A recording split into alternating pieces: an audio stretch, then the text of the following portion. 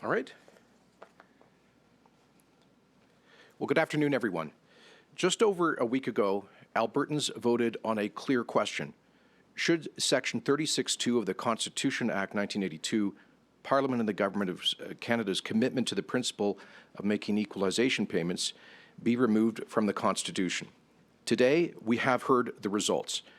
A clear majority, 62% of Albertans have rejected the fundamentally unfair equalization program.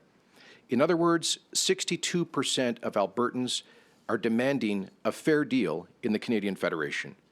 It received majority support in virtually every region of the province, in large urban centres, in mid-sized cities, and in small rural communities. Later today, I will be tabling a motion in the Legislative Assembly to ratify these results, which, if passed, will formally initiate a constitutional amendment negotiation. This is based on the very clear language of the Supreme Court of Canada in its 1998 secession reference, in which the Supreme Court said that the constitutional right of each participant in the Federation to initiate constitutional change must be recognized, and that this right implies a reciprocal duty on the other participants to engage in discussions to address any legitimate initiative to change the constitutional order. Albertans are and always have been proud Canadians. In many ways, I believe Albertans are big Canadians, generous Canadians. And in many ways, Alberta is the most Canadian of the 10 provinces because of the huge migration to this province from across the country, from Newfoundland to British Columbia.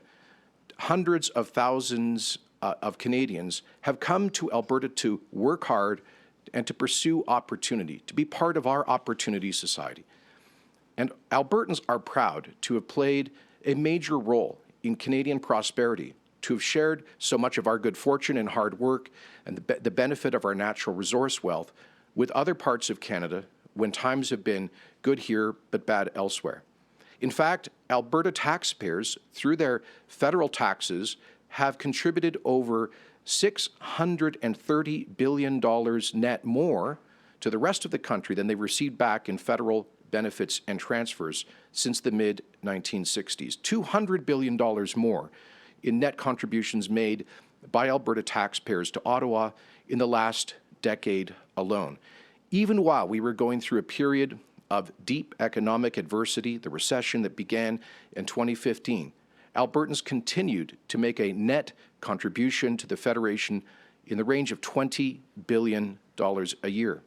And again, Albertans have always been proud to share much of their good fortune with the rest of the country. But all we have asked for, and what we are saying with these referendum results, is that we must have a fair deal. If Ottawa and our fellow provinces want to benefit from the hard work and the resources of Albertans, then Ottawa must allow us to develop those resources, to grow our economy.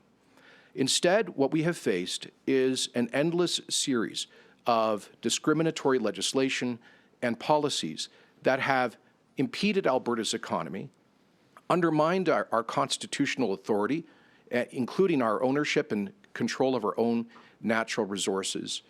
And all of this has resulted in tens of thousands of lost jobs, of dreams dashed, of people moving from prosperity in too many cases to despair. Today's results speak clearly about that frustration. Federal laws and policies that have singled out Alberta, like, for example, the tanker ban, the first time in Canadian history that the Government of Canada has specified one product to be banned for export, a product that is only produced in Alberta. A clear and direct attack on our economic interests. Bill C-69, the so-called new Federal Environmental Assessment Act, we call it the No More Pipelines Law, a clear violation of Alberta's exclusive constitutional authority under Section 92A of the Constitution. A critical win by Premier Peter Lougheed, a recognition that in each province the legislature may exclusively make laws in relation to exploration for non-renewable resources in the province, without which Alberta would not have ratified the 1982 Constitution Act. And yet, that essential power, so critically important for our prosperity, is under direct attack from Ottawa.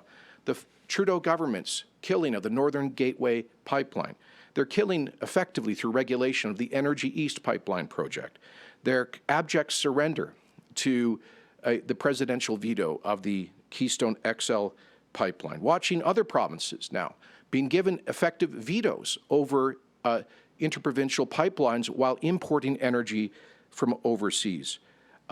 Other provinces banning development of natural resources and thereby benefiting under the current unfair equalization formula. While Albertans contribute typically $20 billion a year, the government of Quebec receiving $13 billion a year in equalization payments while expressing a political veto over oil and gas pipelines and refusing to develop its own resources. These are just some of the aspects of unfairness that have caused Albertans for so many years to demand basic respect and to demonstrate a respect not only for our economic aspirations, but for the Constitution of Canada.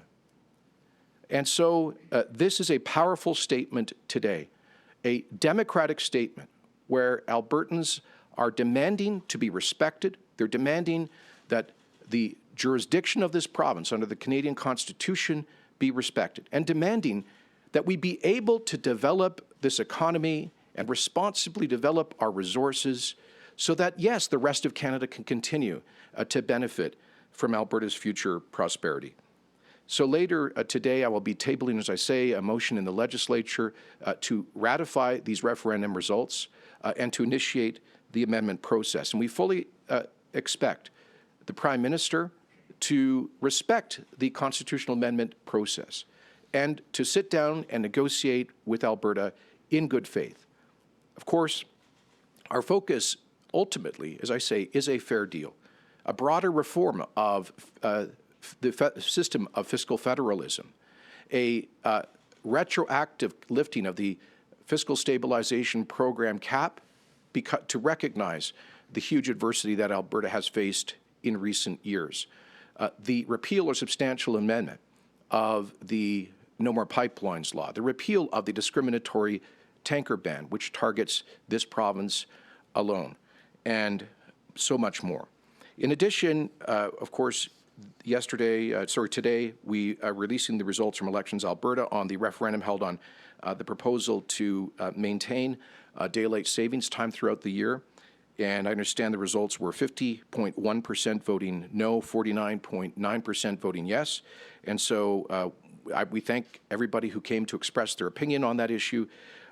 We will, of course, respect the outcome and not pursue this matter any further.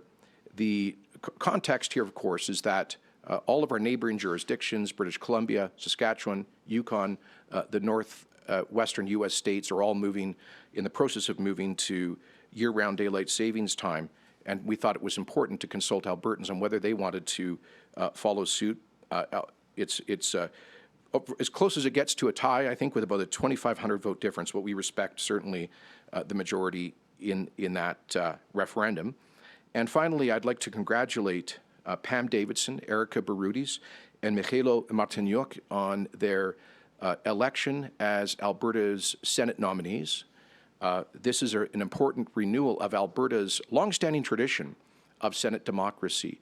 This was the fourth election for Alberta Senate nominees held since the late 1980s, when the government of then Premier Getty oversaw the first Senate election. Of course, we've had 5 of those selected or elected nominees go on to serve in Canada's upper chamber, having been appointed by previous prime ministers, including Senator Scott Tannis, who continues very capably to represent Alberta. There are 2 vacant Alberta seats in the Senate, and so I will be introducing a motion in the legislature later today calling on the Prime Minister to respect the basic principle of democracy and to fill those 2 seats with senators, Senate nominees selected by Albertans in last week's election. These individuals received, respectively, 382,000 votes, 358,000 votes, and 237,000 votes. These are enormous democratic mandates. There is a convention of prime ministers respecting Alberta Senate democracy, and this shouldn't be difficult. It shouldn't be controversial to simply respect democracy. So we'll be recommending that, further to a conversation I had with the Prime Minister in July, we'll be recommending to Ms. Davidson, Ms. Baroudis, and Mr. Martinyuk that they apply through the federal Senate Appointment Advisory Council, but really that should be simply a technical process. There should be these people, the top 2 vote getters should be automatically appointed to the vacant Alberta Senate seats so that Alberta will have strong, democratically elected voices in the upper chamber of Canada's Parliament. So with that, I'm happy to take your questions. Okay, so we're just going to go to the phones first because we have so many people in line today, so we just are going to take 3 calls before finishing with all you folks who showed up in person. Operator, can you please put through our first caller? Thank you. Rick Bell, Calgary Sun. Good afternoon, Premier. I don't mean to rain on your parade today, but we have this vote where a little over 6 out of 10 Albertans voted yes, smaller amount, still a yes in Calgary, slightly smaller, and of course, Edmonton's vote was smaller still. I've been hearing this. I'm an old guy now, and I've been hearing this bluster from Alberta since I first was interested in politics in the 70s. So, yes, you could have negotiations. Yes, you could pass something in the Legislative Assembly. But how real is this? How powerful is this? These moves. What are you going to do if they say no? You've got a long list of grievances you want addressed. I mean, what is your approach going to be if you're still talking this way a year from now, or you've been talking about this stuff for a while, and as I say, it's been going on for decades. So why are you convinced this time that somehow Ottawa is going to smarten up? Well, Rick, this referendum was always about creating political facts and creating legal facts. The federal government, in our view, clearly has an obligation to take this seriously, negotiate with us if they want to respect the decision of the Supreme Court of Canada from 1988 on constitutional amendments. Now, in that respect, a referendum is, in our view, necessary but not sufficient. We also need a motion of the legislature, and that's why I'll be tabling that motion later today. It'll be debated on by Alberta's elected representatives, and I expect it will be duly passed, and that initiates the process for negotiations. So this creates a very powerful fact. In the past, yes, Albertans have expressed frustration, but we've now given Albertans an opportunity to express that in a formal, a democratic way, to speak powerfully to Ottawa about our demands for fairness in the Federation. So we call on the federal government simply to demonstrate respect for the principle of democracy, the process for constitutional amendments, but more importantly, to demonstrate respect to this province that has done so much in making an oversized contribution to Canadian prosperity. That's what Albertans are saying.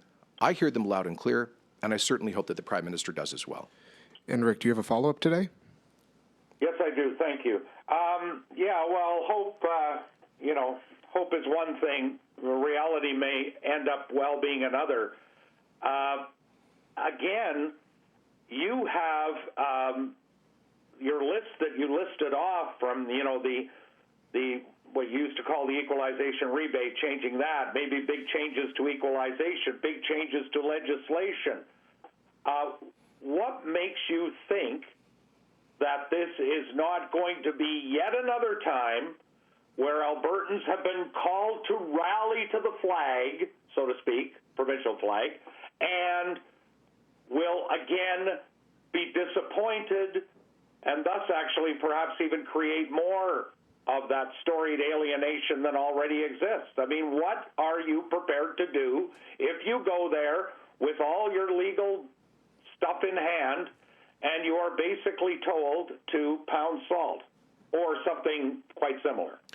Well, Rick, a couple of points. I don't share your kind of extreme pessimism. Albertans have been creative in advancing their demand for greater democracy, for example, in Canada. I'll give you the example of the Senate election process. When the Kenney government brought in the Senate election process in the late 1980s, it was ridiculed. All of the so-called clever people mocked and derided the idea, but it resulted in, for the first time in Canadian history, democratically chosen people being appointed to the Senate of Canada. It didn't happen all at once, but it established an important democratic precedent. So that was the government of Alberta in the late 1980s creating facts that ultimately Ottawa responded to. And that's what we are doing here.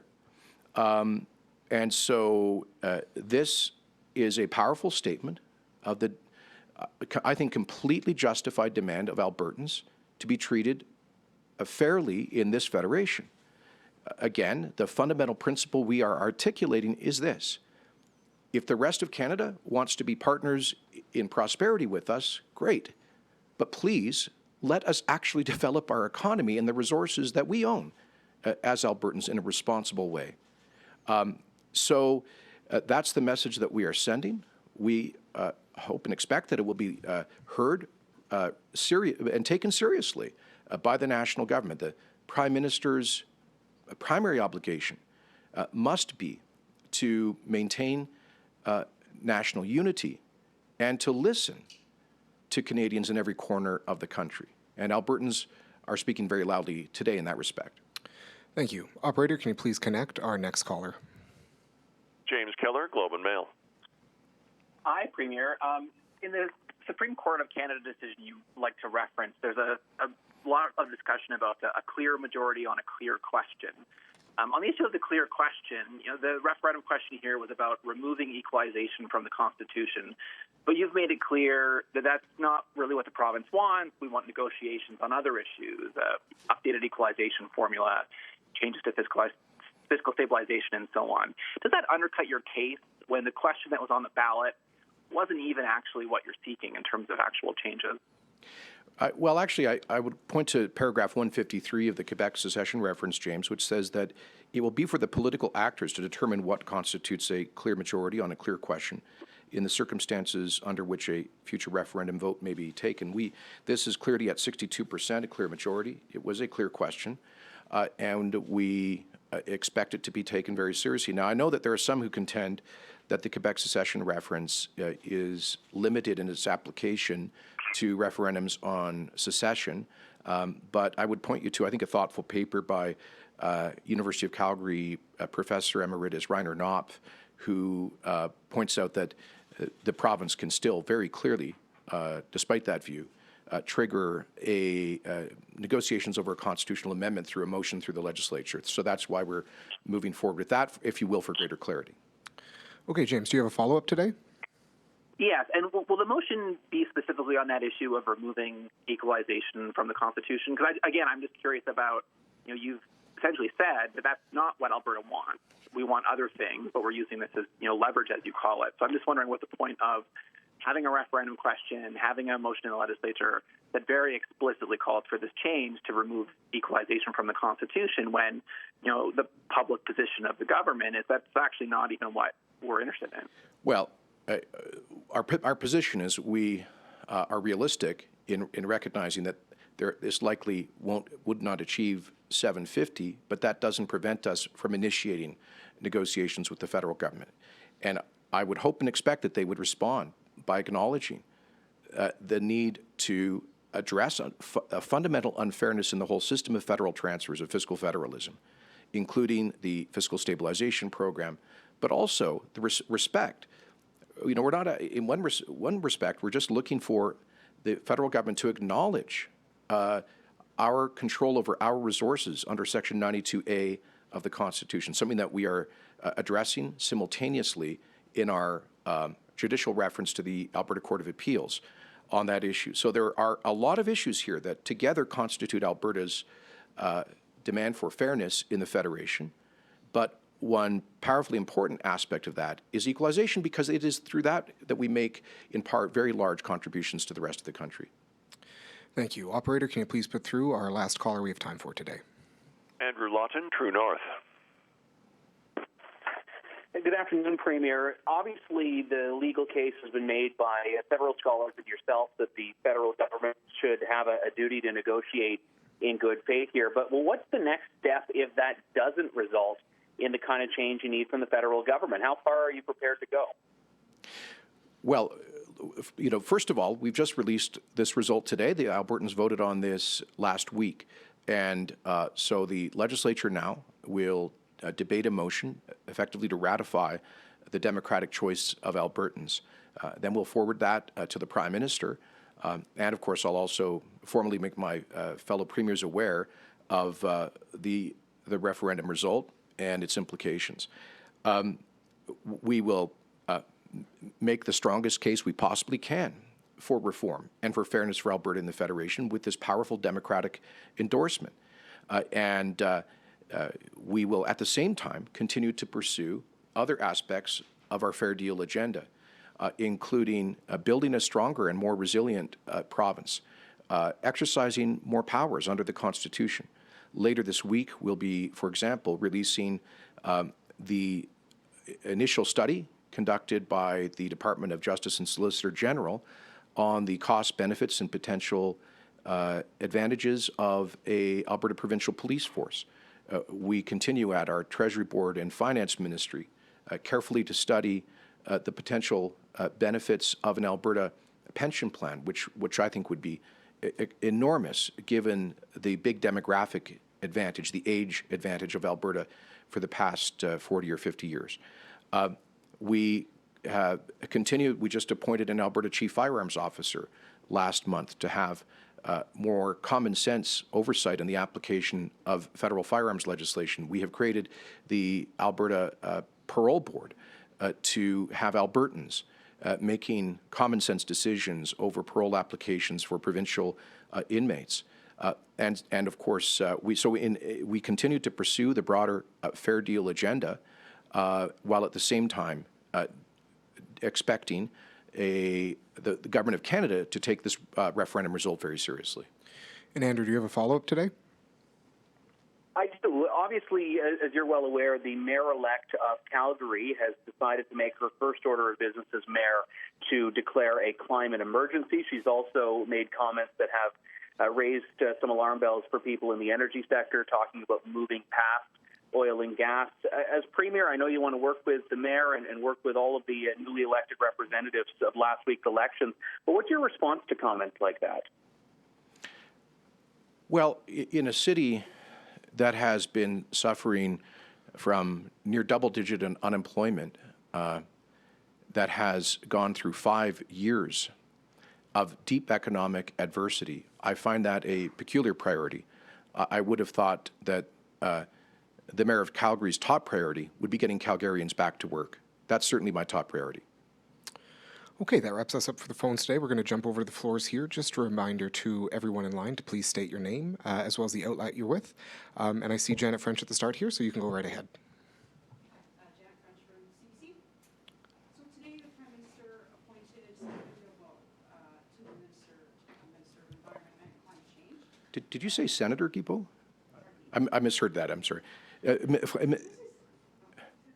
We have a technical failure. Okay. Hello, okay, Janet French from CBC News. So today the Prime Minister appointed Stephen Guilbeault to become Minister of the Environment and Climate Change. As you know, he was one of the founders of Equiterre, which is cited in the Allen Inquiry report as a participant in anti-Alberta energy campaigns. So what message do you think that his appointment sends to Alberta? A very problematic one. we have sought, since the election, since our election in 2019, to find a way forward with the Government of Canada that would address the urgent need to reduce greenhouse gas emissions while at the same time growing our economy and responsibly developing our resources. And despite our best efforts, we have constantly been surprised by ever more ambitious federal targets and prejudicial policies which seem to be directed at impeding Alberta's natural resource development, jobs, and our economy. And yet we still had I would say, a constructive working relationship with Minister Wilkinson, who I think understood that Alberta is a good faith partner in addressing the climate challenge.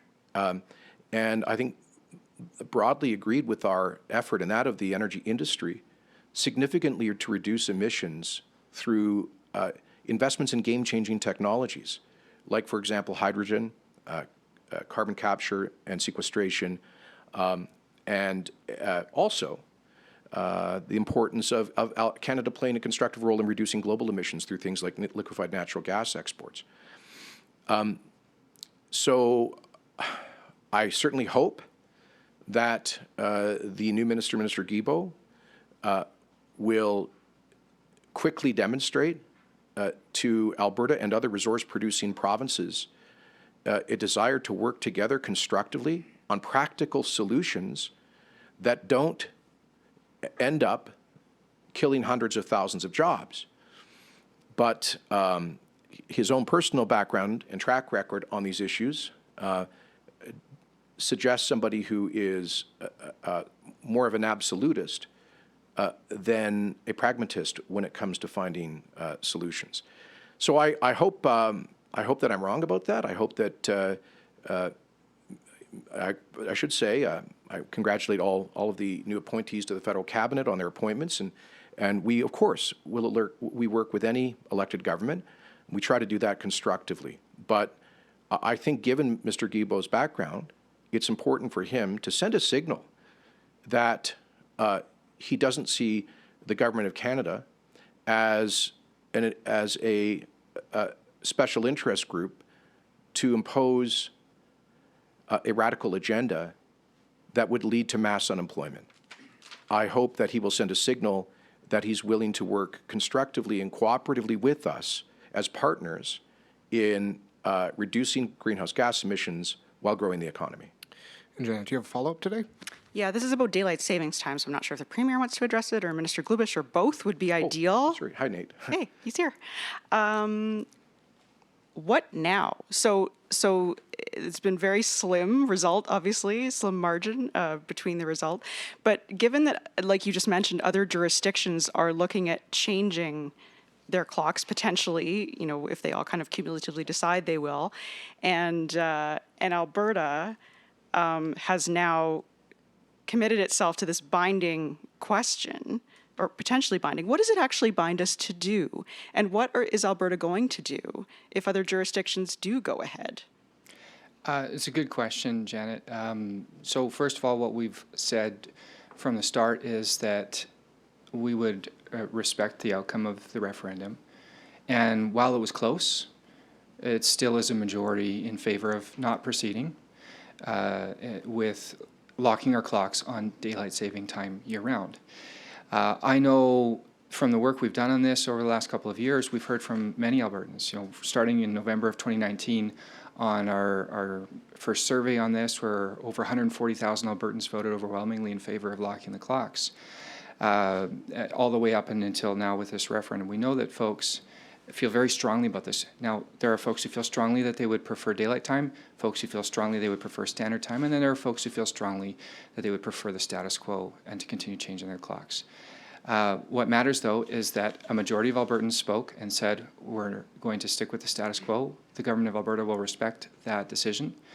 And you know, we will continue to monitor what other jurisdictions do.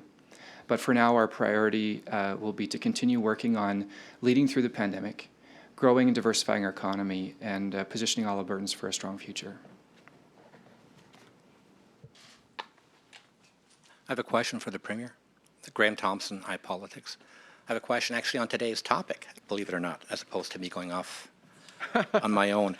Don't Sir, you want to talk about carbon capture, Graham? well, we could, but let's do that afterwards.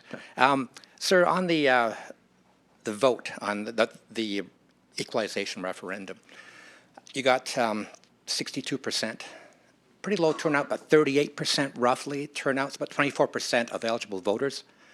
You go back to 2015, that election, 60% turnout, actually 57.1, I think, and the NDP won 40% of that, about 24%. But you called the NDP an accidental government when they got 24% of total eligible voters, but yet you're calling it a clear mandate when you got 24% total eligible voters on the referendum on equalization. So which is it? So, Graham, this was held concurrent with the municipal election, and you know full well that 38% is actually relatively high for a municipal election. I suspect that the referendum on the ballot brought more people out than would normally come to vote on municipal election day. I think that's a positive thing for democracy. We could have scheduled this concurrent with, let's say, the next provincial election would have had undoubtedly higher turnout. Of course, federal elections have higher turnout yet. So I think this is just a reflection of the kind of election day that it was. We obviously wanted to hold this concurrent with a regular election for ease of administration, save money on the costs, et cetera. So I'm very, very happy with this result. 62.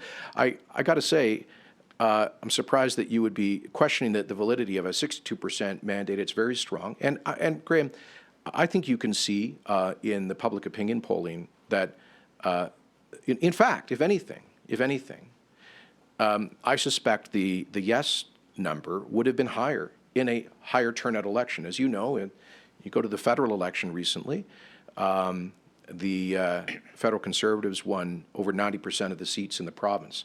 So I think the higher turnout in Alberta elections tends to result in, frankly, more conservative voters showing up are probably more likely to support a referendum like this. But all of that's hypothetical. All of that's, the political scientists can have fun with that analysis. At the end of the day, 62% is a very powerful mandate. Graham, do you have a follow-up today? I certainly do. On the question, actually, James Keller asked, it's a follow-up. The Prime Minister was asked about the referendum a few days ago, like last week or so, and he said that dealing with the question, constitutional-related question, that the Premier of Alberta should be talking to the other premiers. So if the question is the question dealing with the Constitution, then you need to have 750, the 7 provinces, half the population. So you should be talking to other provinces if you really want to scrap the equalization. Now, you said that's not your intent, but when you go to Ottawa, you have the Prime Minister saying, yes, this is the question that was asked. So yes, you can argue that 62% of the total population in Alberta agrees with that, but yet the question you asked isn't why you're here for a different reason.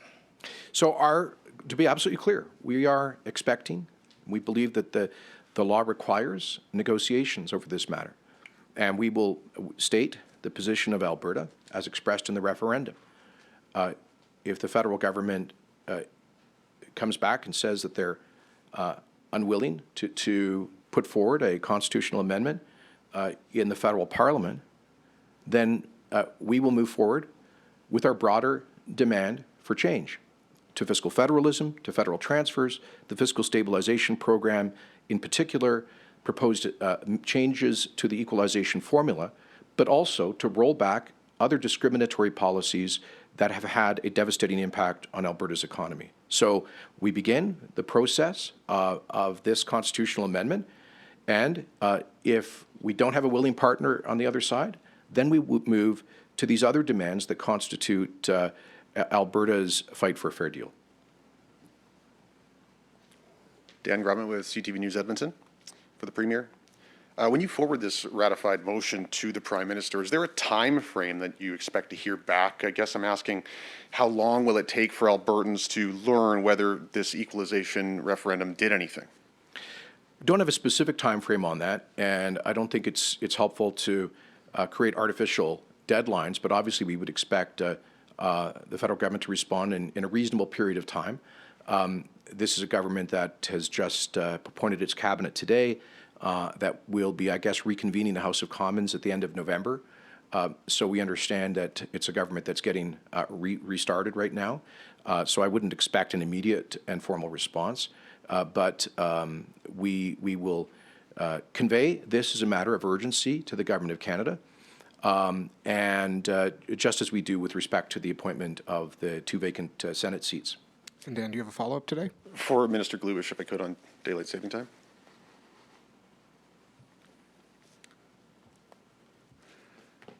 So, Minister, the survey that you referenced, the 2019 one, found 91% of Albertans were in favor of scrapping the time change.